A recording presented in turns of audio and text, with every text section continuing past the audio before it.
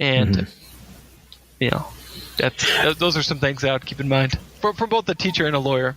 Great. Yeah. And to set teachers' minds at ease, I guess, and give them, more concrete, when you say to keep track of and document, does that mean a daily log, or when something's out of the ordinary, or how often should they, and how much detail is this required in this documentation? I would say in most cases, the more, the better. But again, I understand the demands that are on teachers' time, and every little stray comment cannot be recorded. I mean, it's not realistic to put that out there as a goal.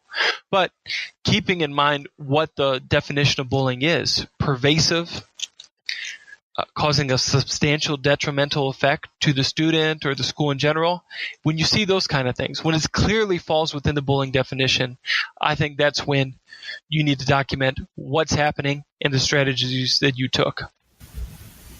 All right.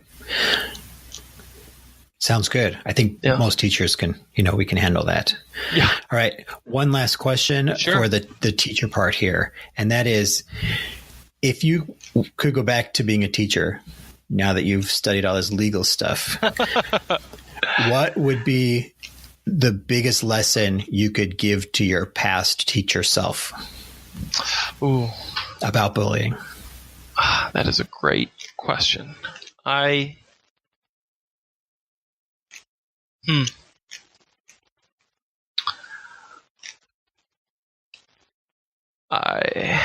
Man, that is a good question.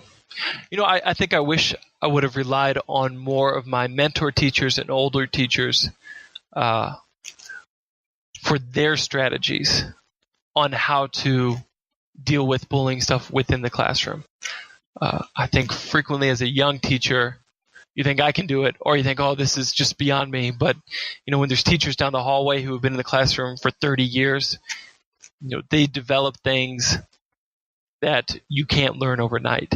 And I wish I would have knocked on their doors and explained what was happening in my classroom. And whenever I did do that, they were always happy to help out. So that would be the thing I wish I did more if I could go back. Okay. And I think that if we're going to give a message out there to the veteran teachers who are out there, if I look back to my beginner teacher self, I think I appreciated those mentor teachers that came to me first, because, as a first year teacher, you're proud. You don't want to have to bug anybody. I can do this by myself, but really it takes a village to raise a kid, and it takes a whole school to teach a kid. And if I were to go back into the classroom, I would, make sure to take care of those new teachers and to seek them out. I think that's a great point to suggest that it does take a village, because for a school to effectively deal with bullying issues, it requires the teachers to be responsive and proactive in the classroom.